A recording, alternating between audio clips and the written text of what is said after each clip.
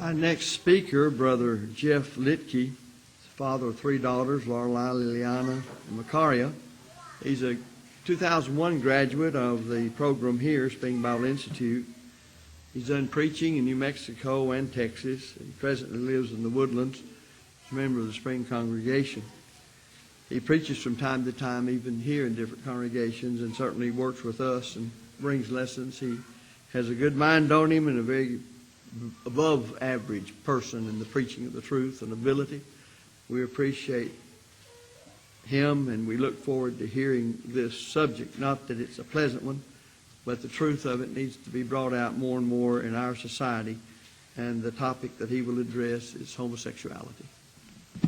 Brother Jeff.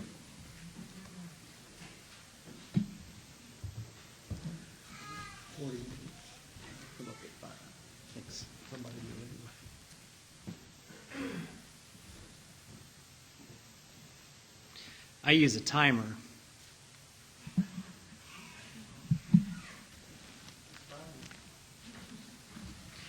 Last year I had my alarm set on my phone and went off in the middle of my lecture. I don't know if y'all remember that. Eric saved the day and figured out how to turn it off. Last night I was sitting in the pew over here, and there weren't very many people over here, and this side was full. Your mind goes about the way it normally does in that situation. You start cracking the jokes to yourself about the sheep and the goats. Then you say, well, which side's the left and which one's the right? Start asking, is that from the speaker's perspective or the audience perspective? And certainly the people who do the announcements at Spring always have funny views on which is the left and which is the right and which is the back of the building and which one's the front. That's a constantly running joke, and it kind of makes you think, well, I wish we just called them port and starboard. Then we'd still have the confusion about what's the bow and what's the stern. So sometimes we don't know which way is up. In Jonah chapter 3, Jonah went through the city preaching and said in 3 days it will be overthrown. And the word used for overthrown there means turned over, turned upside down, or right side up, either way. In Acts chapter 17 and verse 6, people said about the preaching of the apostles that they that have turned the world upside down have come here. The truth is they turn the world right side up. And the gospel has that power to take a world that's upside down, doesn't know which way is up, and to give it direction and turn it the right way. Certainly, we know that there is a lot of confusion in this world about the topic I've been assigned. Now, if I were being a good boy, I would do what I was supposed to do, and I would issue what I say is kind of like a standard disclaimer. Then we'd spend about 10 minutes talking about the love of God. If you want to know about the love of God, go online, Google the love of God, pick your Bible up, run the concordance. There are a lot of ways that you could hear those things about the love of God. I went searching on YouTube for, and various internet places for sermons on homosexuality to sort of think about this and how it's being presented. And I found that a lot of them wasted about 10, 20 minutes discussing the love of God and didn't really ever get down to the topic that they were supposed to speak on. And I think that's useless for a couple of reasons. Not because the love of God is useless, not because it's not a good topic to speak on, but because when people come to hear a lesson on homosexuality and they hear you talk so long about that, they usually do one of two things. They say, oh, that was novel. I can't believe how kindly he presented that lesson, when he didn't really get around to dealing with the lesson. Or they hear that and they check out. They say, oh, yep, that's right, God loves me. I can do whatever I want to. And so in either case, it really doesn't do a lot of good to waste a lot of time on that. But it's always good to think about your audience when you're presenting a lesson. In this one, there's a certain reason why it's important to think about that.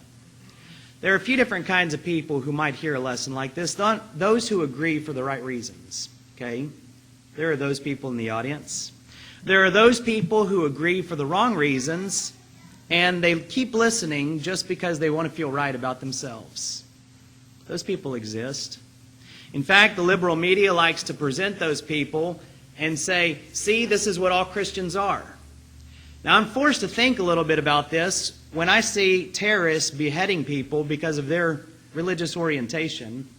I'm said that that doesn't characterize the entirety of that religion. But if somebody says something stupid and some reporter's there to hear it, they say, see, all Christians are mean and hateful people. I just wonder how that works out. Sadly, I'm afraid I know why it works that way. There are those who enjoy being angry and want to continue listening just to feed their need to be angry. You know who I'm talking about. I'm talking about the militant homosexual. They just want to be angry. And those people are out there, and you know that they are.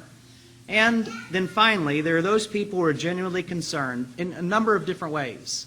There are those people who are confused about the issue. There are those people who are confused about their own sexuality. And there are those people who are trying to be compassionate in their life and trying to understand the issue. Those are the honest people and perhaps need the information that is in this lesson. So there's an important distinction to be made. And this is where, a lot of times, this is why that's important in this lesson. When the preaching takes place, it needs to do several different things. And trying to cram all of those different things into one lesson is kind of walking a tightrope. It needs to deal with the homosexual agenda at large. You know, it's militant. It's out there. It needs to be dealt with. Second, preaching needs to deal with the individual homosexual activist. And then third, it needs to deal with the individual who may be a practicing homosexual, a struggling homosexual, or a person who's curious about such things. And so preaching on homosexuality has to do all of those different things, and trying to put them all into one lesson leads to a lot of confusion. Sometimes that's a willful misapprehension, but nonetheless it does.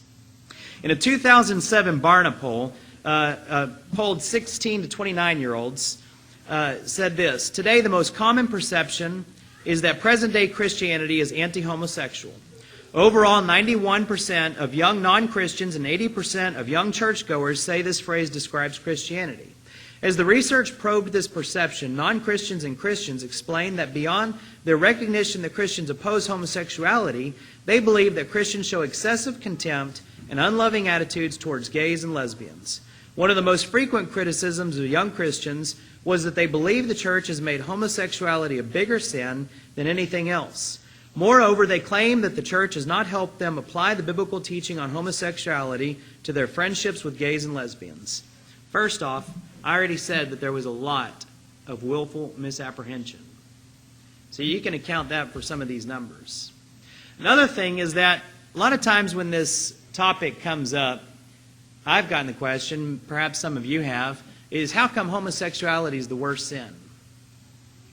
Well, I don't believe that. That pretty much answers that, doesn't it, David? Okay, so it's pretty much a non-issue. I don't believe that it's the worst sin. There are consequences peculiar to the progression of homosexuality in society that make it a more immediate threat to living the faithful Christian life. And there are some reasons for that, and hopefully we'll get into some of them. One writer said this about the reason that the poll results are the way they are and the way that the church is supposed to deal with it. He said, the contemporary church has been so inundated with pro-homosexual literature and advocacy that it has in many cases lost both the ability to discern such disgraceful iniquity and the resolve to fight against it. So, facing militancy. I told you I went online and started looking for sermons on homosexuality, and I also told you that I found very, very few, if any, that could be characterized as hateful sermons. In fact, most of the guys bringing those lessons bent over backwards to try to do just the opposite of that. I think about that, and most of them have that God loves disclaimer at the beginning of it, and I think about how this idea that Christians, in a majority sense, are mean, hateful, spiteful people who just hate the individuals of homosexuality, of homosexuals, and don't care about their souls. All that is a bunch of nonsense. Those people who say that and believe that are an anachronism. It's kind of like these college English professors who are convinced that we're living in a repressed Victorian era. I don't understand how that works, but they are, and they think that it's their duty to liberate each and every one of their students. Might be good for them to read the newspaper a little bit, and those books that they read might be good, but bring your head out a little bit to see what's going on in the world. So this lesson is primarily going to address the third group, and I'm talking about the individual. And when I'm talking about the things going on in the homosexual agenda, it's intended to get them to think about how it is that they've been influenced personally by the things that are going on in the political agenda and political activism movement. So let's talk about, first off, some of the advances. On February the 9th of 1971, the first professing gay character appeared on network television, on the Archie Bunker program. I actually saw that episode before I was ever a Christian. I couldn't believe it. I was kind of surprised. It was kind of a strange program. But it happened in 1971. Since then, television and media has been flooded with gay characters designed to change the public's perception of homosexuality. That's the design and purpose, and they don't even hide that. So we've come a long way in the changes that have been made in society. I started looking for a timeline of changes in the homosexual agenda and how that's progressed. Dove gave a good rundown of some of those things last night. I found this one from a website called myBarackObama.com. This isn't a color printout, but you can see that those lines are rainbow on the original. And I'm not going to go through all these, but June 17, 2009, the administration ordered the federal government to extend key benefits to same-sex partners. June 29th of 2009 hosted the first ever White House lesbian, gay, bisexual, transgender pride reception.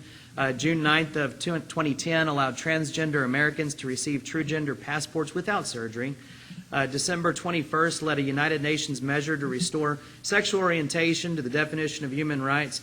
I'm going to quit. I was going to read more of these, but it's no secret that there have been changes in the public perception, in policy, and all of those things that homosexuality has made inroads into our culture that is going to be difficult to displace.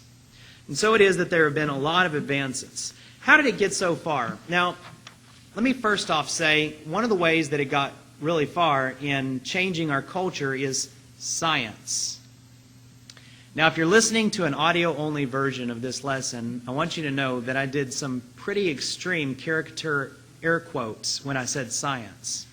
And we're going to talk about why that is. But when science fails you, you have to turn to the other method of changing culture. And that is, say it loud and say it often. And that's the way that it works. There's a quote that's misattributed to Voltaire that said, "Anything too stupid to be said must be sung." The actual quote came from Pierre Beaumarchais, and it says, "That which is not worth speaking, they sing."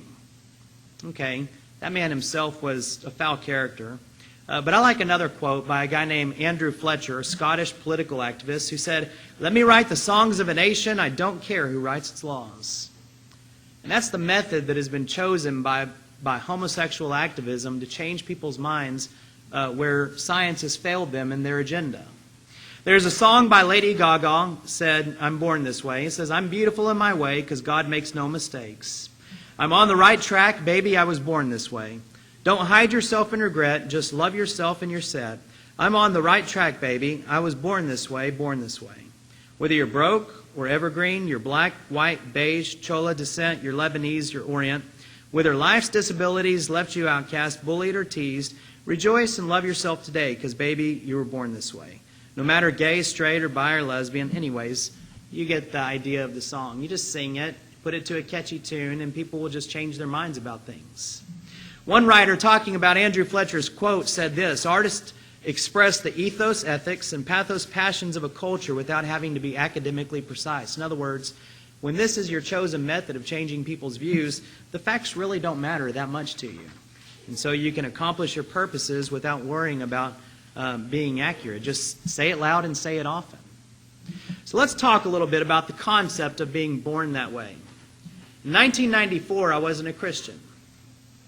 I saw a movie not long after it was released, I guess about 1994, a sordid film by Oliver Stone. It was called Natural Born Killers. And the title of that movie stresses the overtone of the whole episode that's a lot of times overlooked. The media picks up on this and commented on this, and they couple together two things in the movies, two themes, that the characters, the protagonist, grew up in an environment of violence, and then the media glorified that violence, and so they said that it was all about those pressures creating violence in our society. But there's another thing at work here that's different in the movie and the original play, and I want to look at a couple of those, and that is that the title is really the main idea, that they were natural-born killers. David, I took a little bit of artistic license because the original script had expletives in it, and so I changed those to common, decent words. Now, I don't know if Hollywood will appreciate my artistic license, but I'm going to call it artistic license, because if not, then they'll get really mad. But the main character, Mickey Knox, was being interviewed by a guy named Wayne TV, and in the movie is kind of a old Geraldo kind of character. And he says, "Mickey Knox, when did you first start thinking about killing?" Mickey says, "Birth. I was thrown into a flaming pit of scum forgotten by God." And he laughed. "What do you mean by that?" Wayne asks.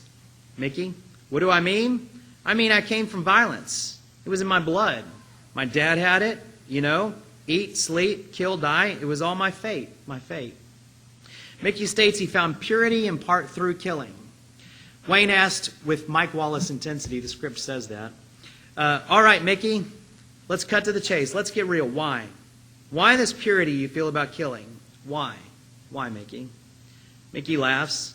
"I guess, Wayne, you just got to hold that old shotgun in your hand, and it all comes clear to you like it was for me that first time. That's when I knew my one true calling in life." Wayne asks, "What's that, Mickey?" Mickey smiles. Says, "I'm a natural-born killer." He was just born that way.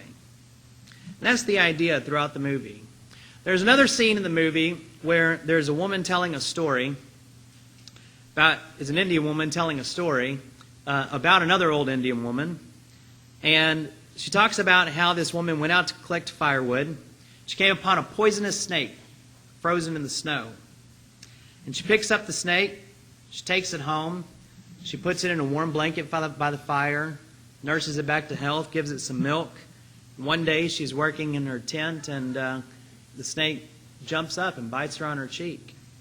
The woman says to the snake, "Why did you do that? I took care of you. I helped you." And the snake says, "You idiot, you knew I was a snake."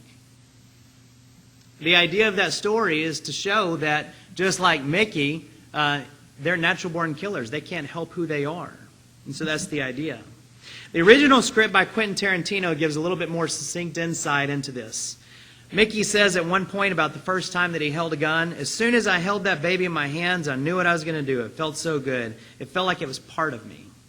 And then the climax of the original script, Mickey says, "Everybody thought I'd gone crazy. The cops, my mom, everybody. But you see, they all missed the point of the story. I wasn't crazy, but when I was holding the shotgun, it all became clear. I realized for the first time in my life, my one true calling in life. I'm a natural-born killer." And so you could say this. You could say that Mickey's first murder was really a coming out that needs to be celebrated by an oppressive society that's backwards in its thinking and can't accept him for who he is. This thinking is not new. It goes back hundreds, if not thousands of years. There was a guy named Caesar Lombroso, and he's considered the father of modern criminology. He was an Italian physician who performed hundreds of examinations on criminals during the late 19th century, and he noticed that a lot of these criminals shared a lot of the same physical characteristics. And so he made a list of all these different characteristics, which included a receding hairline, forehead wrinkles, a bumpy face, broad noses, fleshy lips, sloping shoulders, long arms, I'm okay, pointing fingers. Lombroso associated these stigmata with primitive man. And this condition was called activism. And its theological roots were embedded in one of the most influential books ever written. That's Charles Darwin's Origin of the Species. And just let me say right here, Charles Darwin was a misogynist and a racist. Go and read it, and nobody should give any attention to his writings. It's filth. But Lombroso became convinced that a criminal was an immoral person, a sort of throwback to primitive man who had not developed to the same biological level as the modern non-criminal man. Lombroso called this inferior being the born criminal, a being who was predestined for criminal behavior due to his physical disfiguration. Some people discounted his theories, some discounted his methods, some both. The idea was later popularized in the medium of film, originally in a play and then later on in the movie, The Bad Seed in 1956, where a girl prematurely becomes a murderer because of a genetic predisposition, bad genes that she had. And so this idea is out there. The popularity of genetic research came on and met the press throughout the 19th and 20th centuries, and they were a little bit more scientific, not to say that there's good science, but they focused on some other things rather than just physical indicators. They were less deterministic than earlier biological theories, but they still had basically the same thing, is that there was something physical about these people that automatically made them criminals without regard to their own choices in life. And so that was the problem with these things. There's a lot of information about this. But studies in the interrelationship between criminal tendencies of parents and children have found that children whose parents are involved in crime are more likely to engage in criminal behavior than children whose parents were law-abiding. And this finding is surprising due to a number of sociological factors that influence the children. Studies of twins provide somewhat more persuasive evidence. Researchers have compared identical twins to fraternal twins who share no more genes than siblings who are not twins. In most studies of twins, the degree of consistency between the criminality of identical twins is approximately twice that of fraternal twins. Now let me just say here, have any of these people ever heard of control groups? I don't know. I learned that, and Miss Marquardt taught it to us in 5th grade, so I know what they are, but I understand that when twins grow up in the same environment, then you can't discount nurture and say it's all nature. That's kind of a problem. That's not science. So anyways, genetics. In the mid-90s, a man named Simon LeVay published some research basically under the battle cry of "they're born that way."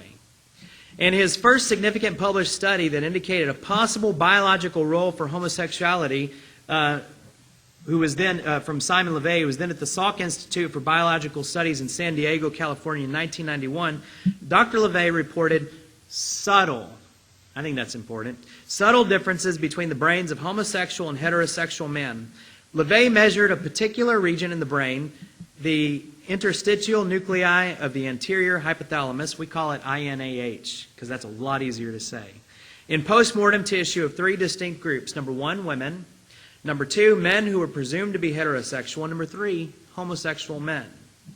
The conclusions of LeVay's studies are problematic for a few different reasons. Number 1, if somebody does an autopsy of a guy who has a hole in his head, that doesn't prove that he was born to be killed. You'll follow the thinking here? There's a few other problems with it, is that the variables in his data, again, control groups, the variables in his data, in the experiment render the data inconclusive. 19 of the homosexual subjects used in the study all had died of complications of acquired immunodeficiency syndrome, AIDS, right? AIDS has been shown to decrease testosterone levels, so it should be expected that those who suffered from that condition should have smaller INAH. In other words, when you contract an immune disease, it does strange things to the glands and parts of your body that regulate immunity and hormone processes. So you can't deduce anything from his data about homosexuality alone. You can just say that these people had different things and we don't know what caused it. Another thing is that he himself stated very clearly that his data didn't prove that homosexuality was genetic. He says, "It's important to stress what I didn't find. I did not prove that homosexuality is genetic or find a genetic cause for being gay. I didn't show that gay men are born that way, the most common mistake people make in interpreting my work, nor did I locate a gay center in the brain, as is sometimes quoted."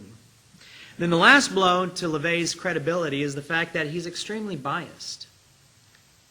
He himself is a homosexual, and he himself admitted that when he started his research, he wouldn't accept anything other than saying that homosexuals are born that way. He said it basically himself.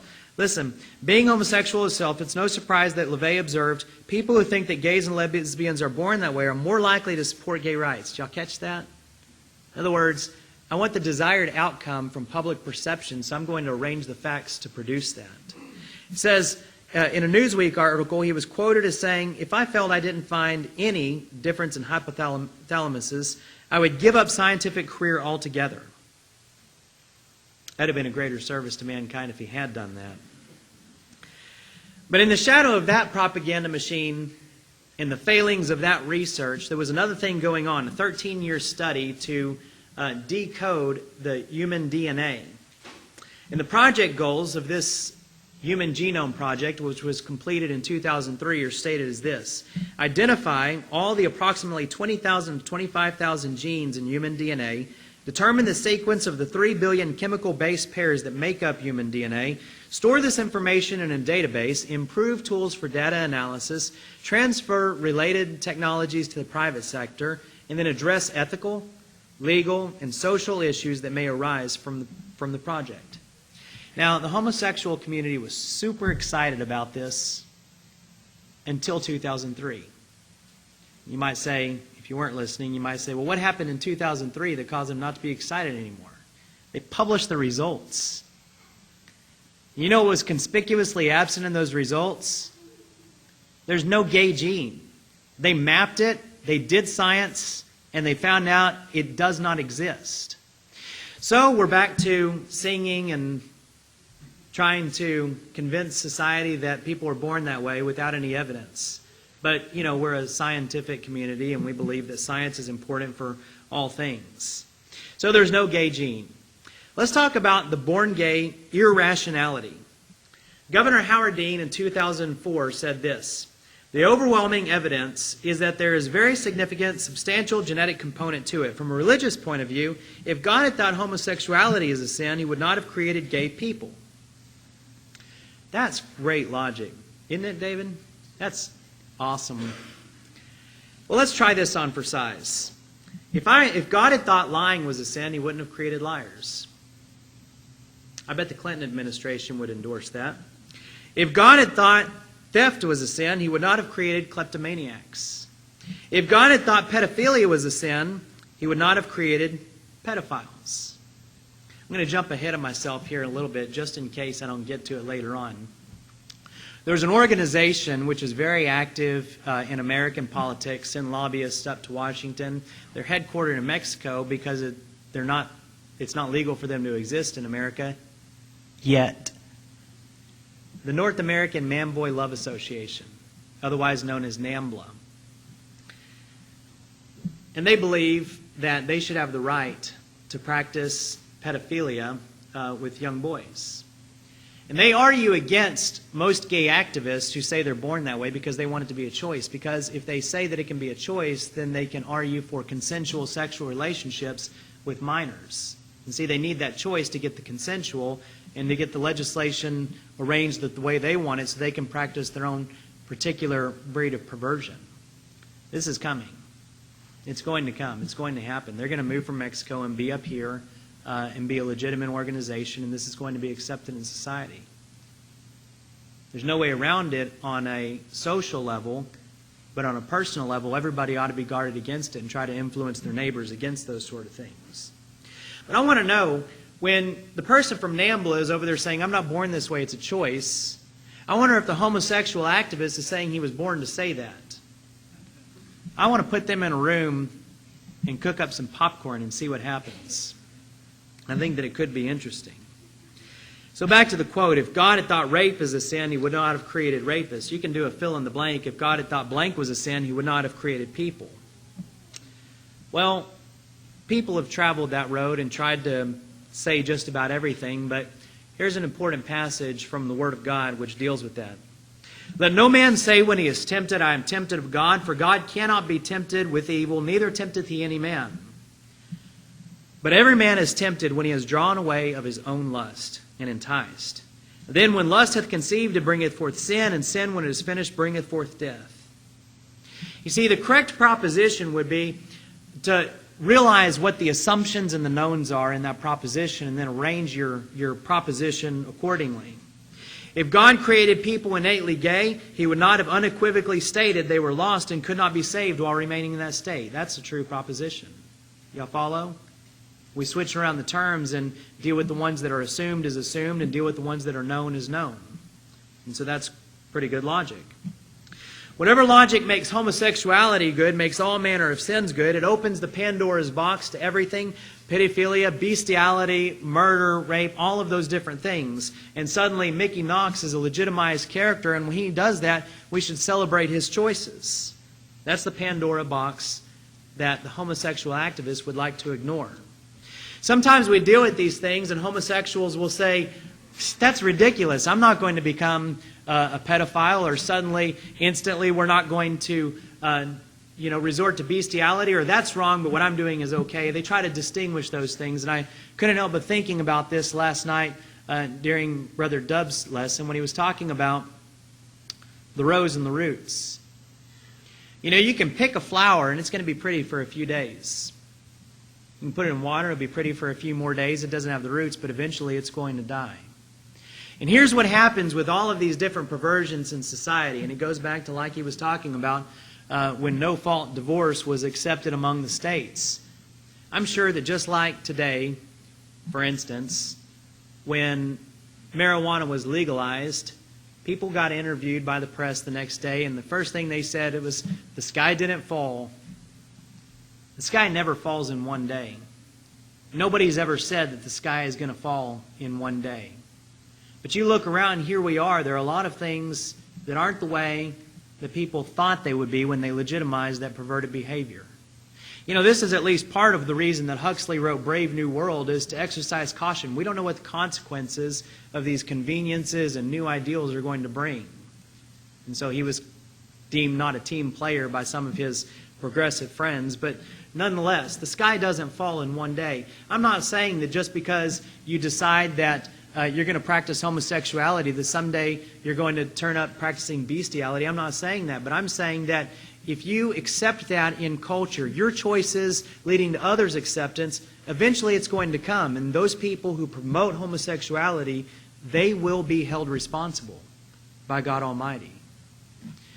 Well, what is normal? Some people have sought to legitimize homosexuality by turning to the animal kingdom. And I've got a couple articles here. I had dozens of them that talk about this sort of thing. But there was a new exhibit in 2006, not new anymore, but it was new in 2006, talking about birds and bees may be gay. A museum in Norway was open, pushing the idea that homosexuality is natural, and they had presentations on 1,500 animal species that they said demonstrated homosexual behavior. Well, there's another article here.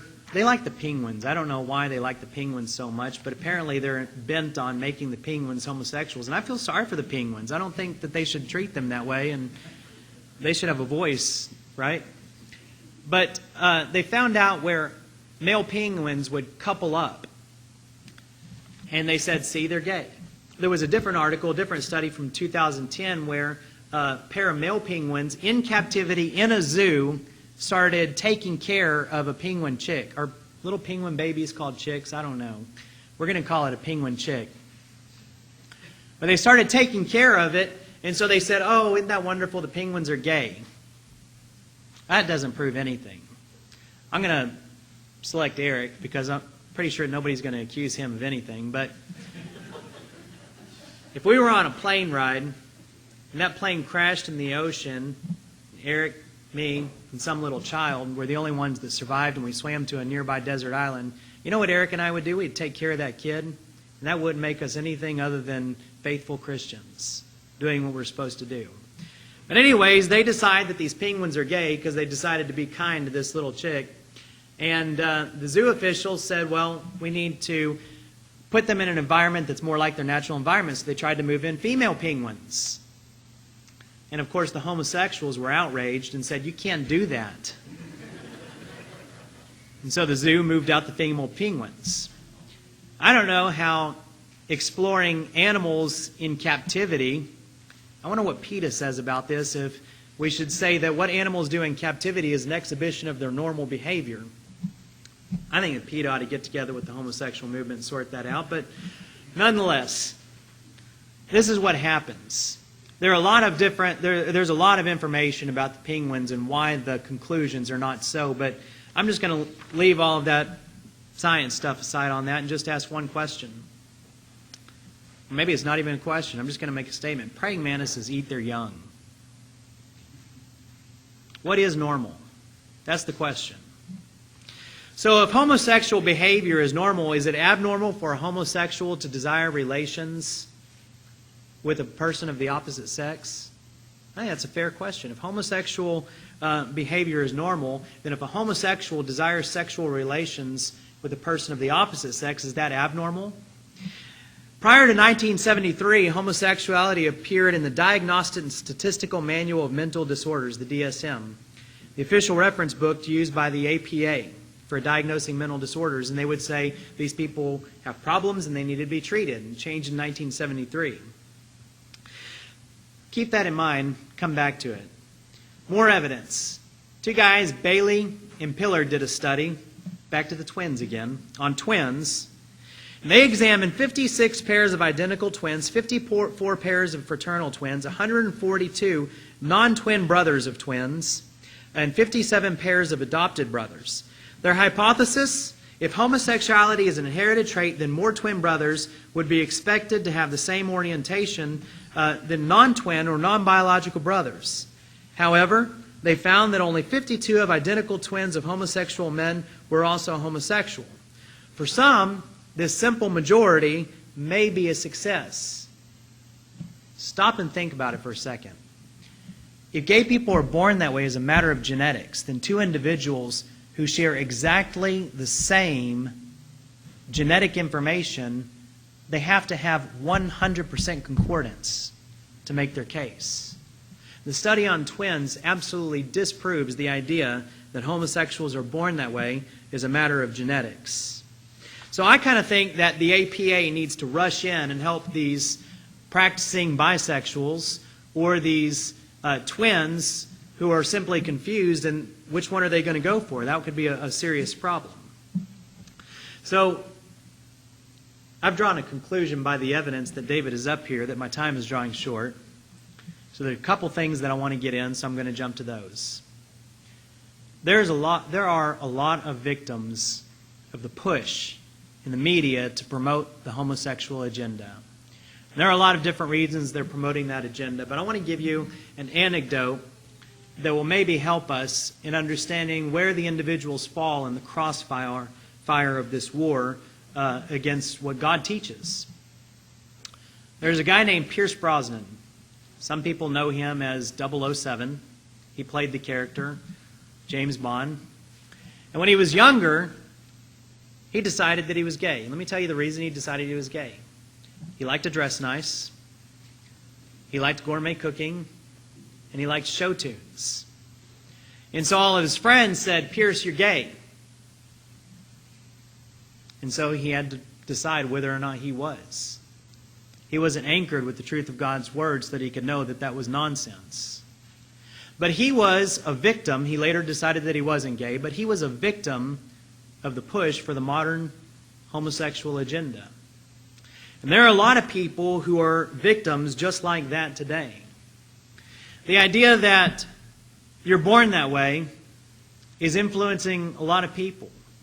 We've moved in our society from the statement of sexual preference to sexual orientation. One of the things that they say when you talk about this is, it's sexual orientation. I didn't choose this. And say, well, when did you choose to be gay? Well, I didn't choose it. I was watching some documentaries on alcoholics, and this one guy said, I always felt out of place. And finally, when I started drinking like my dad did, I finally felt comfortable in my own skin. And you think about that, and you think, how is that really any different from the struggle of a person who decides that he's homosexual? How is it any different? The things that make up you, who you are, some of those things are your character that you get just as the virtue of being who you are, and you can apply those to good things or bad things. There's some good quality about everything that you have that you're born with that you can apply towards the good and use in God's service. There's another component to this, is that your upbringing influences you in ways that we probably will never really be able to comprehend. And so that's the nurture. But nobody is born being gay. I can't deal with all of the biblical topic on this, but I do want to say this. Number one, that God is no respecter of persons. Number two, that God does condemn homosexuality in the Bible. Jude 7, that's Jude chapter 1 and verse 7, just in case you're curious, talks about even as Sodom and Gomorrah and the cities about them in like manner, giving themselves over to fornication and going after strange flesh. It wasn't enough to say fornication. They went after strange flesh. are set forth an example, suffering the vengeance of eternal fire. Thayers talks about this strange flesh and says, one not of the same nature, form, class, or kind. Lou and Nita goes into a little bit more detail, dealing with the entire phrase as an idiom, and says an idiom literally to go after strange flesh, to engage in unnatural sexual intercourse, to have homosexual intercourse. They committed homosexual intercourse like the people of Sodom and Gomorrah. Homosexuality is condemned in the Bible. It's condemned under the patriarchal dispensation in Genesis chapter 19. It was condemned under the law of Moses. By the way, I don't think that we should take them out and kill them, execute them. I don't know faithful Christians who really believe that. But Leviticus chapter 18 says that if a man lays with a man as with a woman, it's an abomination. I'm not under the law of Moses. It was nailed to the cross. But I know how God feels about that behavior, the same way He felt about it in the patriarchal dispensation when He rained down fire on Sodom and Gomorrah. And I know how He feels about it under the law of Christ, the perfect law of liberty, the law by which all of us are going to be judged. 1 Timothy 1, verse 10-11 says, for whoremongers, for them that defile themselves with mankind, for men stealers, for liars, for perjured persons, if there be any other thing that is contrary to sound doctrine, according to the glorious gospel of the blessed God, which was committed to my trust. That word whoremongers, Thayer again, divines, refers as one who engages in sex with a male as with a female. In the New Testament, we read about people who changed. And if you're practicing homosexual and hearing this lesson, you can change. And God will forgive your sins. You can live a normal life according to the design that God has set forth in His Word. People can change. 1 Corinthians 6, 9, and 10. And what do they stand to gain? The kingdom of God. Thank you. Well, I think I'd give that an A+++. That was top notch. I learned a long time ago that Jeff had an analytical mind and that he thought systematically and logically. I always appreciate hearing him very much, especially on a lesson like this. One time, a long time ago, I was visiting with a person who was saying they were born that way, defending their homosexuality. And I said, in other words, you had no choice. Because of your genetic makeup, you were born this way, and that's just what you do, like the snake biting the person. Yeah. I said, will you allow me to say the same thing regarding why I opposed homosexuality? I was born that way, and I can't help it. Well, of course they won't. But if it works for them, why wouldn't it work for me? So obviously they know I'm opposed to it. So why am I opposed to it? Well, then say it's your choice. Well, turnabout fair play. You're where you are by choice, not by genetics. Or else you're going to have to admit, I'm opposed to you, and I can't help it because my genetics put me this way. So all of that stuff can be met a lot of times just by the plain logic and carrying it on out to its conclusion. We appreciate it. We won't, though, as Jeff Will said, and I appreciate the way he closed it, we as the Lord's church, as that term is defined and used in the New Testament of the Christ, we would have every homosexual be obedient from the heart to the gospel of Jesus Christ. There were some, as Jeff pointed out, who heard and believed and obeyed the gospel. And Paul mentions it in 1 Corinthians. That's what we're all about. But at the same time, we must point out where these things lead. And the consequences of some sin are worse than others. As I've used often, a lie about me will send you to hell. Murdering me will send you to hell. But I'd a lot rather have you lie about me than murder me. And surely that sets out the consequences are different, at least with me in that case, in the sins that are committed. We need to understand that in analyzing even sin and what it is. We thank you very much for being here. We have a good group. And let's stand dismissed for about 10 minutes. We'll come back in there for our next session.